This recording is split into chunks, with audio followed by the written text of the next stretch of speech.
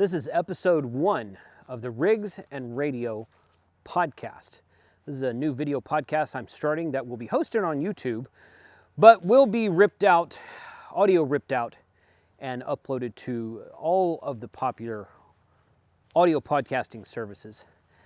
This podcast will focus on overlanding rigs and what radios we have in overlanding rigs. My name's Jason, and I have been on YouTube for about 8.5 years at the time of this first episode, and I run a channel for ham radio called Ham Radio 2.0. And over the last 2 to 3 years, I have become very interested in the overlanding world. I started going to overlanding shows in 2021 and met several people there who were already ham radio operators. Went to 2 or 3 more shows in 2022, met more people there, and now I've cultivated relationships with overlanding guys who are both ham radio operators and not ham radio operators, but a lot of them use GMRS, some of them still use CB, and some of them are interested in getting into ham radio, but a lot of them have really cool overlanding rigs. So I thought it would be fun to create a podcast. I've been wanting to create a new podcast for a long time anyway, and I thought it would be fun to create a podcast that kind of marries the world of ham radio and GMRS radio to overlanding. More ham radio to overlanding than GMRS radio to overlanding, because GMRS radio is pretty well ingrained in the overlanding world already. But this podcast will focus on overlanding rigs and what radios are in there, regardless of what bands the radios are used on, whether they're ham radios or GMRS radios, business band, CB, FRS, marine radios, HF, VHF, UHF. It doesn't really matter. I want to talk to everybody who has an overlanding rig. Even if you don't have a radio in your overlanding rig and you think, well, maybe someday I should put one in there, or I've been wanting to do that, this might be the podcast for you. I would like to talk to you. I would like to interview you.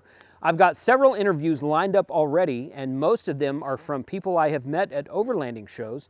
Although we have some ham radio operators who want to show off their rigs as well, whether they're actual 4x4 off-road overlanding rigs or whether they're just street rigs with really, really neat radio setups in them. We're going to talk to people all across the board. Everyone is welcome to the channel, whether you have a radio in your rig or not. If you have an overlanding rig or want to start one, if you have a GMRS or a ham radio license, or you want to get one of or both of those, if you have a CB radio and you use it, guess what? We're going to talk about some CB radio stuff on this channel as well. I make frequent trips to the coast of Galveston, Texas, and there's a lot of marine radio that happens down there, mostly the Coast Guard. You can listen to it. It's fun to listen to. And so we might put a marine radio in the truck one of these days. But I thought I would start episode 1 with my own rig and my own radio setup. Now, I must preface this and say, this is my Ford F250. It is not the greatest overlanding rig that ever happened. It is 4-wheel drive. It's a 2004, and every time I go to an overlanding show, the overland guys and the sponsors and the vendors and everybody, I tell them I have a 2004, and they look at me like I just said 1954. They said, wow, that's a really old truck. And I'm like, well, it's a Ford, and they last forever, so there's that. I mean, let's just face reality here. But it's not the greatest overlanding rig. It is heavy, although I have kind of gotten into I've cultivated some friendships with other people who have full-size rigs, and apparently full-size overlanding is a thing. People with 3/4 ton or 1 ton pickup trucks from various manufacturers, people with full-size vans, people with full-size rigs of some sort. Full-size overlanding is a thing. So we might focus on some of that during the course of this podcast. We're going to see where it takes us. But this is my truck I have had for about 10 years at the time of this recording. And I outfitted it with a front runner slimline roof rack, which is one of the few manufacturers I could find that actually made a roof rack for this model of pickup truck. 1999 to 2004 F250s and 350s, what they call Super Duties, are pretty much all the same, and Front Runner makes a roof rack that is made for those models. So I checked out Rhino Rack, I checked out 2 or 3 other brands, and none of them actually, some of them made like a universal fit that would supposedly fit anything, but Front Runner made one that they said would fit specifically for this truck, and when I had it installed, it's worked great ever since then. So I've been really happy with that setup right there. On top of it, I've got some Front Runner Wolfpack boxes inside of the Bush company bag there, waterproof bag. I have mixed emotions about that. The front runner boxes tend to leak, the Wolfpack Pro boxes tend to leak even though they're not supposed to. The bag is pretty well watertight, but it's kind of a pain to get into and out of. So I think I might just trade all that out and put a regular box up there, like a, I don't know if it'll be an Apache box from Harbor Freight or something more expensive. What I'd really like is some Zargus boxes up there. Zargus boxes are kind of top of the line, I believe. If you have an opinion about Zargus boxes, you know, do leave a comment. But then I've got some traction boards, some recovery traction boards up there, and a couple of radio items up there. I've got several things to go around the rack. We've got some NMO mounts from Front Runner that are made specifically for the rack to mount antennas to. We're going to be doing some episodes on that on various channels upcoming. I do have my stickers here that hopefully some of you see some stuff you notice or you recognize. There's some names you recognize on there. Some ham radio, some overlanding, some GMRS, Texas GMRS network there. So ham radio happy hour is a live stream we do once a month. And then in the back here, I've got a secondary battery system and IceCo refrigerator, 12-volt refrigerator. Really, really like the IceCo. I had a Snowmaster fridge in there for a while. It's fine, nothing wrong with the Snowmaster fridge, but they have a 7-year warranty on the Snowmaster fridges, and my Snowmaster fridge is about 7 years old, and it's kind of starting to show its age, honestly. Still cools. The light in it went out about a year ago. It still works okay. It stopped cooling about a year before the warranty expired. I took it in. They did fix it, no charge, all good there. But rather than keeping it in the back of the truck in the weather and the elements, I decided to switch it out for the IceCo, which is much newer. That one's much newer than the model of Snowmaster I have. So I've got some other stuff back here. I'm really liking this decked drawer system. This shelf. This is the 70% shelf. Comes out about yay far right there, and I can easily access my extra battery and my IceCo pack there if I want to, and then. I was going to go with the drawer system, decided not to go with the drawer system, but I got the shelf and I've been really liking it so far. So let's look at the radios in my own rig. And one thing I will tell you is that radios are a never-ending process, at least for me. At least for me. In fact, let's start over here where the battery is. Because the reason I got the secondary battery, not just to run the refrigerator here, but to run I run all my radios off my secondary battery, because there have been times in the past where I've run down my main battery and wasn't able to start the truck because the radios ran the main battery down. So this is what's called a rig runner. This is made by a company called West Mountain Radio. I've got some exposed wires right there. I need to fix that. That didn't turn out the way I wanted it to. But this is a rig runner. It's got, this is the main line coming off of the rig runner, and that goes to the battery with these 75 amp Anderson power poles. And then off of these are all my radios. I've got a Motorola VLM 750 right there, which is a 4G mobile hotspot that's powered by 12 volts. And I've got a mobile Wi-Fi router right here. This is a work in progress. These are all up and running, but the antennas are not outside yet. So we're going to be making some videos on that later on. But this powers all of my radios up front, my internet in the back, and everything else that I have running inside the cab. Coming around to the other side here, I have currently 4 radios installed. That far radio over there is a GMRS, that's the Oshang or Waxon KG1000G Plus. That's a full power 50 watt GMRS radio. I got that from buy2wayradios.com. They sell radios for every service: ham radio, GMRS radio, mobile, marine, commercial, everything like that. I'll put a link in the description below for all this stuff. This is an Icon ID5100. It's a dual band amateur radio for VHF, UHF. This is a Yaesu FTM 500. It's another dual band VHF, UHF for amateur radio that also does a digital mode. Both of these do a digital mode. This one does a digital mode called D-Star. This one does a digital mode called Yaesu System Fusion. This one has full APRS capabilities: send, receive beaconing, send, receive messages, transmit, custom messaging, everything like that. So if you don't know about APRS, I'll leave some links in the description below. You can check that out. This last one right here is my Kenwood TS480HX. It is a 200 watt HF radio.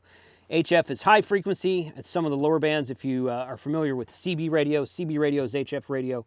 This is HF ham radio. It's got 7 or 9 or 10 bands in it, from 160 meters up to 6 meters, and it will do 200 watts output on single sideband in AM. Well, not quite 200 on AM, but 200 watts on single sideband for that. And of course, I got an extra space right here. Probably going to put either a DMR radio here or maybe a 220 radio here, something like that.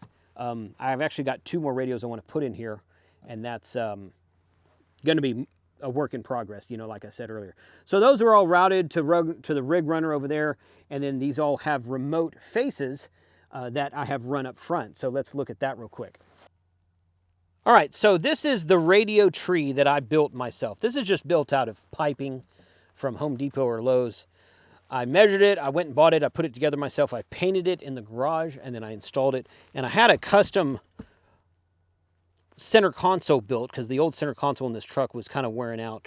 And I had a custom center console built by a local car stereo shop that does window tinting and customization and whatnot in Grapevine, Texas, where I live. So I had that built, and then I have that bolted, have the radio mount bolted into the bottom right there. And again, right there. I don't know if you can see that in the camera or not. Hopefully you can. And then I have these Lido mounts. These are Lido mounts right here. And I'll put a link to this, put a link in the show notes below for Lido mounts. Lido mounts makes mounts for all kinds of radios. Cell phone mounts, tablet mounts, GMRS radio, ham radio, CB mounts, all kinds of mounts for various applications. And these are C-clamp style mounts. So I can unbolt the, I mean, it's not bolted in, it's just clamped onto this thing right here, to this piping right here. So I can unbolt this anytime I want to and move the head up and down this pole here. So they're not permanently mounted there where I can never move them. If I want to take a radio out and put another radio in, I can do easily move stuff around, and it's not like a permanent installation, even though these are very solid and hold very well when you're driving down the road. So this is my GMRS radio, the KG1000G Plus from buy2wayradios.com. It's made by Waxon. This is the ID5100 that I told you about a minute ago. It's a dual band D-Star radio that does analog VHF, UHF right there. And then this one is my Yaesu FTM 500. And it does, and mostly when I'm on the road, I use this one for APRS beaconing and tracking so that people can see where I am, and I can see where other people are, and I can send messages back and forth. So that's the 3 radios there right now. Missing right now is the face to the TS480HX. I'm actually working on that right now. This is the cable to it that will connect to the face of it when I get that all put back in. And then again, I'm going to put at least one, if not 2 more. I want to put a DMR radio in there, and I want to put a 220 megahertz ham radio in there as well. So, and eventually I want to mount a CB somewhere and mount a, and maybe get some sort of marine radio that I can use when I am at the coast, which I often frequent in Galveston, Texas. So that's the setup that I currently have. My radio setup in my truck is an ever-living, ever-breathing monster. I make changes to it all the time. That FTM 500, that top radio I just showed you, it just came out like earlier this year.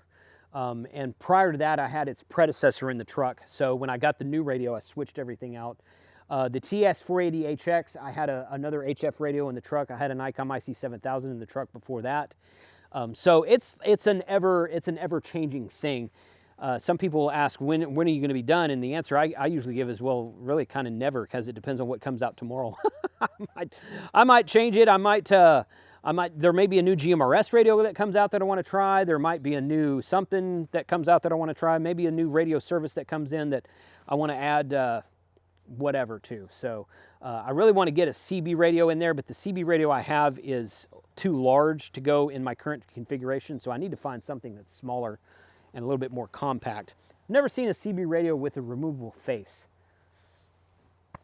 I don't know, maybe not. Maybe we'll try to something like that. But once again, this is the Rigs and Radio podcast, specializing in overlanding rigs and whatever radios you have installed in your overlanding rig. I would like to talk to you. If you have an overlanding rig, whether it's finished or not, if you have radios in that rig, or you want to put radios in that rig, regardless of what service they're for, even if it's for CB, GMRS, if you just want to have a couple of handhelds in there, if you just want a Garmin InReach in there, and if you're wondering why do I need a radio in my rig, if you've never caravanned with anyone, if you have ever caravanned with anyone, you would know why you'd want a radio in your rig. At least something to talk back and forth, even if it's a handheld radio, to be able to monitor what the front car and the back car is saying and say, hey, there's a wreck up here, we need to slow down, we need to go this way, we're gonna, whatever. Oh, somebody had a flat back here, guys, hold on, that kind of thing.